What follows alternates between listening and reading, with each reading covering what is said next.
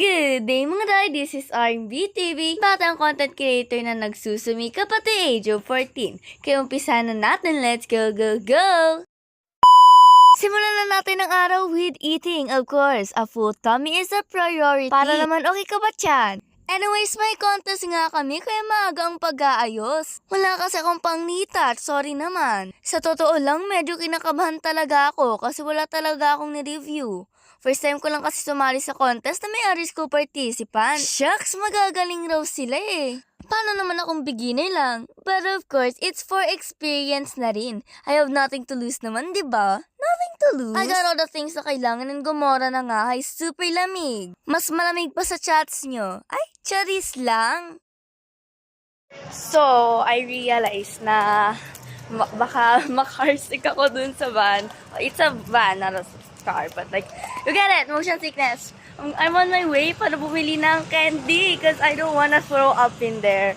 Smell pa lang, I just like, never mind. Fast forward, nakabili na nga ako. At the same time, hinihintay na rin namin yung isa pang van na sasakyan namin. Let's go! Medyo natagalan ang pag-wait, pero ang mahalaga kasama ang advisor para mas safe and secure. Tawang-tawa nga kami dito kasi bumalik yung van sa school. Para naman yung mga sasakay hindi natatawid. Sige, naka-open pa talaga yung van. Hindi siya window seat. Tignan nyo, door seat ata. Charis. Anyways, ayan na nga, umandar na ang mga English campus journalists. Mas nauna pa nga ang second batch sa amin eh, kami talaga yung batch 1. I'm actually really happy sa van kasi komportable siya and hindi ako nahilo ng sobra unlike nung una. Nakadating na nga kami sa venue and wow, nag-umpisa na talaga sila.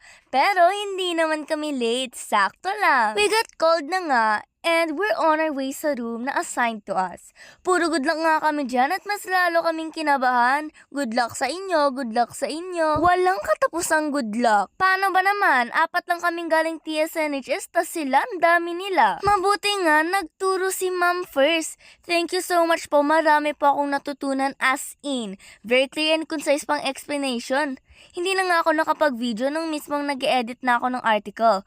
Pero all I can say is, I did not like that article. Nahirapan kasi ako sa headline, ay Diyos ko. Dito nga sa court, marami nang nakatapos ang kategory nila ay it's waiting time. Hindi ako masyado nakapag-video kasi na low battery ako. Sorry talaga mga day. Wala akong power bank na dala o nahiram. Umikot-ikot kami ng friends ko around the campus. It's really cool. Nag-hide-and-seek pa nga kaming mga English journalist sa Filipino journalist. Syempre, nanalo kami ng kakampi ko. They were announcing the winners and super happy kami pag nami-mention ng school namin. Sadly, hindi ako naka-place.